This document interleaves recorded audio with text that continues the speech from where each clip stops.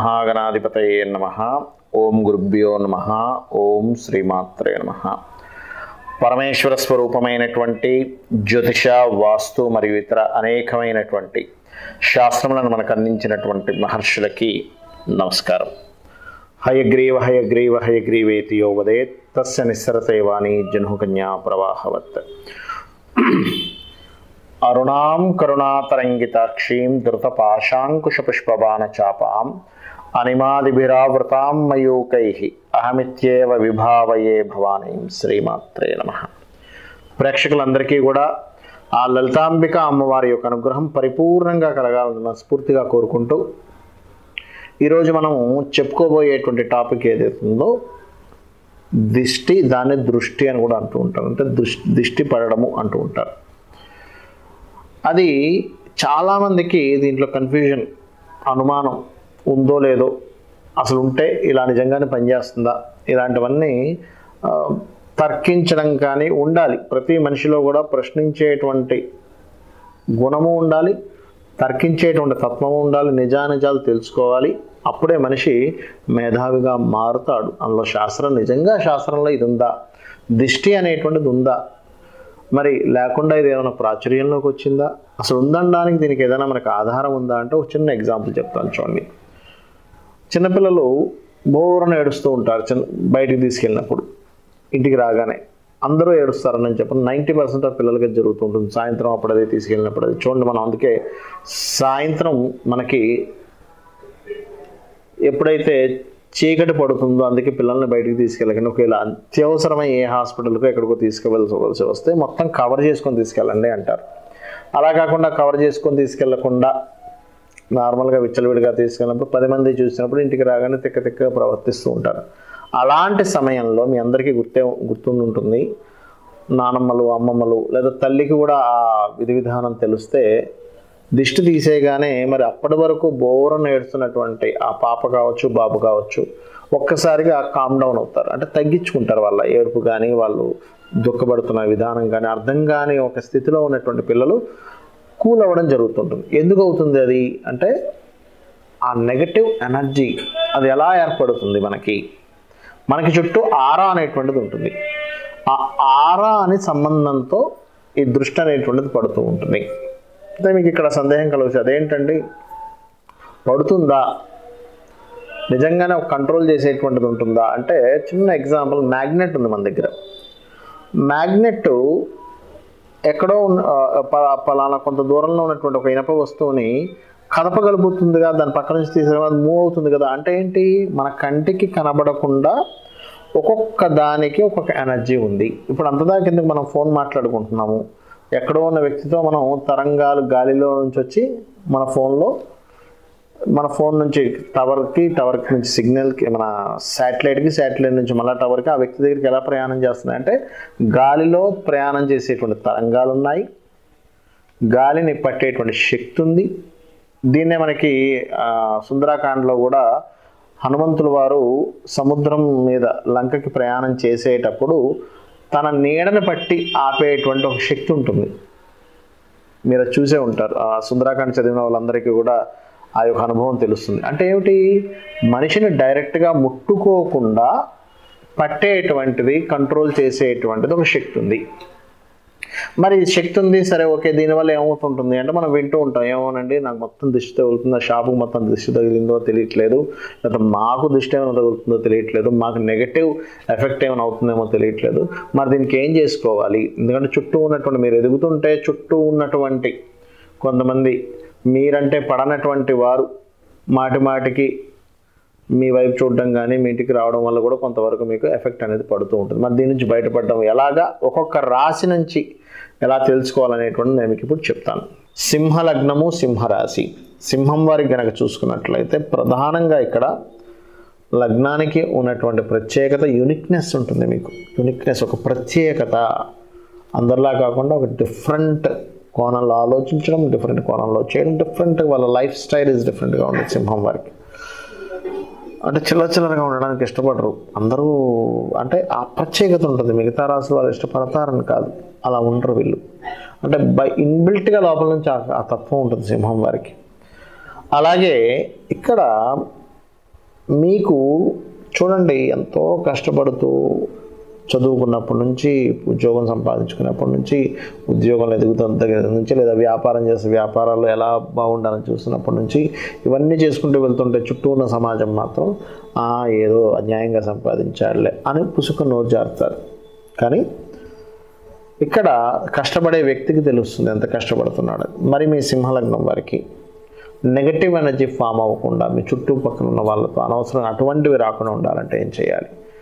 మీరు చేయాల్సినటువంటిది దత్తుని యొక్క ఆరాధన చేయండి. దిగంబర శ్రీ పాదవల్లభ దిగంబర అనే నామస్మరణ ఎంత ఎక్కువగా చేస్తూ ఉంటే అంత బాగుంటుంది, గుర్తుపెట్టుకోండి. అలాగే ఇక్కడ గోవులకి ప్రత్యేకంగా పిడికెడ బెల్లము తినిపించడము. కొంతమందికి ఏమవుతుందంటే లగ్నంలోనే, అంటే సింహం రాశిలోనే శని రాహులు ఉంటారు. అలాంటప్పుడు వాళ్ళు చేయవలసింది పితృతర్పణాలు ఎక్కువగా చేయాలి. అంటే నాట్ ఓన్లీ సింహరాశిని కాదు, సింహలగ్నం అని కాదు, అందరూ పితృతర్పణాలు చేయాలి.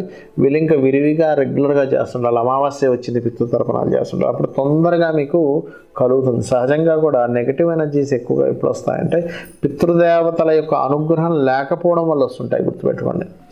ఎప్పుడైతే పితృదేవతల యొక్క అనుగ్రహం ఉందో ఆటోమేటిక్గా మనకేమవుతుంది, నెగిటివ్ ఎనర్జీ తగ్గుతుంది. మనం పాతకాలంలో మనం చాలామంది మన అమ్మమ్మలు, నానమ్మలు, తల్లిగారి వల్ల కూడా దగ్గర కూడా మనం వినే ఉంటాం. పలానా ఇబ్బంది వచ్చినప్పుడు నేను తలుచుకున్నాను ఏంటి అంటే గతించిన వారిని, అప్పుడు నాకు స్వప్నంలో వచ్చి చెప్పారు అని చెప్పి మనం వింటూ ఉంటాం. స్వప్నంలో మా తాతగారు కనబడ్డారు, ఏం పర్లేదమ్మా నీకు తగ్గిపోతుంది, మీ అబ్బాయికి తగ్గిపోతుంది అని చెప్పారు, లేకపోతే ఈ పరిస్థితి బయటపడతాయని చెప్పారు. ఆ రోజు నుంచి నాకు ఈ స్థితి అంతా మారిందని చెప్తూ ఉంటారు. అంటే ఇక్కడ అర్థం ఏమిటి, సింహరాశికి ఎందుకు ప్రత్యేకంగా నేను ఈ మాట చెప్పాను అంటే జనరేషన్స్, అంటే తండ్రులు తాతల నుంచి ఒక జనరేషన్స్ నుంచి వచ్చేటువంటి ఎనర్జీ దానికి ఉంటుంది సింహలగ్నం ఆర్ సింహరాశి. అక్కడ వచ్చి శని రాహులు కూర్చున్నారు అనుకోండి, అది బ్లాక్ అవుతూ ఉంటుంది, అక్కడ బ్లాకేజ్ ఏర్పడుతుంటుంది. కాబట్టి మీరు పితృతర్పణాలు ఎక్కువగా చేయాలి, గోవుకి బెల్లం తినిపించాలి. మీది లగ్నాధిపతి కాబట్టి సూర్య ఆరాధన కూడా ఎక్కువగా చేస్తుండాలి. అయితే ఎప్పుడైనా ఎవరికైనా సింహరాశిలోని శని రాహులు ఉన్నారు, అప్పుడు మీరు శని రాహు గ్రహాల దగ్గర దీపారాధన చేస్తూ సూర్య ఆరాధన చేయండి. ఇలా చేస్తున్నట్లయితే నేను చెప్పినటువంటి మంత్రాన్ని కనుక చదువుకుంటూ ఉన్నట్లయితే ఖచ్చితంగా మీరు మీ యొక్క స్థితి నుంచి, మీరు ఏదైతే ఎదగలేని స్థితి, అనారోగ్య స్థితి, ఇబ్బంది పడుతున్న స్థితి నుంచి ఖచ్చితంగా బయటపడతారు. అయితే ఇక్కడ కొంతమంది అడుగుతూ ఉన్నారు నన్ను, ఈ దిష్టి వల్ల వచ్చే నష్టాలు ఏమిటండి అని చెప్తాను చూడండి. చిన్నపిల్లలకైతే వాళ్ళకి తెలియకుండానే చాలా అనీజీగా ఉంటారు, అందుకే ఏడుస్తూ ఉంటారు. వాళ్ళు వ్యక్తపరిచేటువంటి భాష ఒకటే ఏడుపు, అంతే. ఆ ఏడుపుని చూసి అయ్యో ఎందుకు ఏడుస్తున్నారు అని మనం వాళ్ళని ఊరుకోబెట్టడం, మనం రకరకాల దిష్టి తీసే ప్రక్రియలు చేస్తూ ఉంటాం.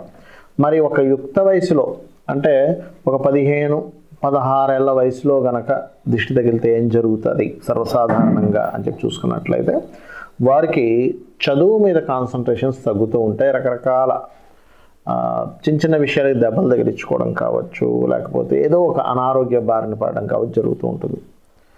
అలా కాకుండా ఇంకాస్త అంటే ఒక 25 ఏళ్ళ వయసు, ఆ వయసులో కనుక మీకు మీ యొక్క పంచమ స్థానం పాడై, ఇక్కడ మనం దృష్టి అనేటువంటిది షష్టమము, అష్టమము, తృతీయము, 12వ స్థానాలు ఎక్కువగా యాక్టివేట్ అయ్యి సూర్యుడు బలం తగ్గినప్పుడు, పంచమ స్థానం బలం తగ్గినప్పుడు జరిగేటువంటిది అని చెప్పి మనకు శాస్త్రాలు చెప్తుంటాయి. కాబట్టి మీకు ఇక్కడ మీరు ఒక 25 ఇయర్స్ ఆ ఏజ్లో, ఆల్మోస్ట్ 25 to 30 ఏజ్లో ఉన్నప్పుడు మీకు ఎక్కువగా దీని ప్రభావం, అంటే నెగిటివ్ ఎనర్జీ ప్రభావం ఉన్నప్పుడు జరిగేది ఏమిటి అంటే లైఫ్లో సెటిల్ అవ్వలేకపోతుంటారు. అంటే ఒక ఉద్యోగంలో లేదా ఒక వ్యాపారం పెట్టారు, 2 రోజులు చక్కగా సాగని చూసి అందరూ అమ్మో ఏంటి బాలే సాగుతుందనగా తగ్గిపోతూ ఉంటుంది. అలా కాదు, ఒక ఉద్యోగంలో ఒక మంచి ఉద్యోగం వచ్చిందని నలుగురు చెప్పుకోగానే మీకు కిట్టన వారు ఎవరైతే ఉంటారో అబ్బాయి ఈయనకి ఇంత మంచి ఉద్యోగం రావడమా అనేటువంటి ఒక భావన. అలాంటప్పుడు శాస్త్రం చెప్తుంది మీ పంచమాధిపతిని చేసుకోవడమే. అలాగే అంటే ఇది అందరికీ తగలని రూల్ లేదు, బాగా అర్థం చేసుకోండి. ఇది కేవలం రవి యొక్క స్థానము, పంచమ స్థానం వీక్గా ఉన్న వాళ్ళకి నేను ఇందాక చెప్పినటువంటి రూల్ ఏమిటి అంటే ఈ దశలు నడుస్తున్నప్పుడు మాత్రమే గుర్తుపెట్టుకోండి. ఇక ఒక ఏజ్ ఒక 50sలో ఉన్నటువంటి వారు, అంటే ఇంచుమించుగా 40 to 50 అనుకోండి, అలాంటి వారికి ఏమవుతుంది అంటే వాళ్ళ ఆస్తుల్ని కోల్పోవడం కానీ, లేకపోతే ఎందుకంటే ఆ ఏజ్కి వచ్చేసరికి ఆల్మోస్ట్ 50s దగ్గరికి వచ్చేసరికి కొంత ఆస్తి కూడబెట్టుంటారు. కష్టపడి వాళ్ళు ఎంతో కష్టపడి కూడగడతారు. కానీ చుట్టుపక్కల వాళ్ళు వాళ్ళ భావనలు ఎలా ఉంటాయంటే వీళ్ళు ఏదో ఇది చేశారులే అంటే వాళ్ళ కష్టం ఎవరికి తెలియదు. తెలివితేటలతో కష్టపడడం కావచ్చు, శ్రమించి కావచ్చు, వాళ్ళు ఏదో ఒక ఆస్తి ఇంత రాత్రి పగలు కష్టపడితే చుట్టూ ఉండే వాళ్ళ స్థితి అలా ఉంటుంది. కాబట్టి పొరపాటును కూడా మీరు గుర్తుపెట్టుకోండి. చిన్నప్పుడు అంటే ఇవన్నీ ఎందుకు చెప్తున్నా అంటే చిన్నపిల్లడిగా ఉన్నప్పుడు ఎక్కువగా ఎక్స్పోజ్ చేయకండి పిల్లల్ని. ఒక ఏజ్లో బాగా చదువుతున్నప్పుడు కూడా ఎక్కువగా ఎక్స్పోజ్ చేయకండి. అద్భుతంగా చదువుతున్నాడు. అందుకే చాలామంది తల్లిదండ్రులు అంటుంటారు, మా వాడు బాగా చదివేవాడండి, ఎందుకు ఈ మధ్య చదవట్లేదు అంటే వాడికి నెగిటివ్ ఎనర్జీ ఫామ్ అయింది.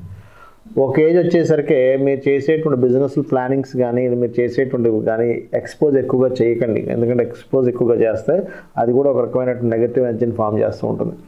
ఒక ఏజ్ వచ్చాక 40-50 ఏళ్ళు వచ్చాక మీకుండే ఆస్తి వివరాలు ఎవరికి చెప్పకండి. కామ్గా ఉండండి, ఏదో ఉంది. ఎందుకంటే గొప్ప కొద్ది చెప్పుకుంటూ ఉంటారు, తర్వాత పతనానికి దారితీస్తుంది.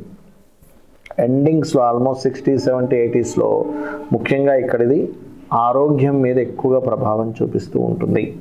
అందుకని మీకు పాతకాలం వాళ్ళు చూసినట్లయితే వాళ్ళు తినేటప్పుడు చాటుగా తినేవారు. ఎందుకు అరే ఇంత ఏజ్ వచ్చేసినారు ఇంత చక్కగా తింటున్నాడా అంటే అయిపోయింది అక్కడ క్లోజ్. కాబట్టి ఏంటంటే ఇవి కొంచెం పాటించాలి. ఇక్కడ ఏంటంటే మీరు అర్థం చేసుకోవాల్సినటువంటిది ఇది ఒక సైంటిఫిక్ కోణంలో ఆలోచించండి. ఇదేదో మూఢనమ్మకం అనో లేకపోతే ఇంకోటి ఏదో కాదు. శాస్త్రం ఏం చెప్పినా కూడా దానికి ఒక ఆధారం ఉంది. ఎలాగా అంటే మీరు దృష్టి తీయగానే తగ్గుతుందిగా ఒక ఆధారం. రెండోది మీరు గమనించండి, గుమ్మడికాయ కడతాం ఇంటికి.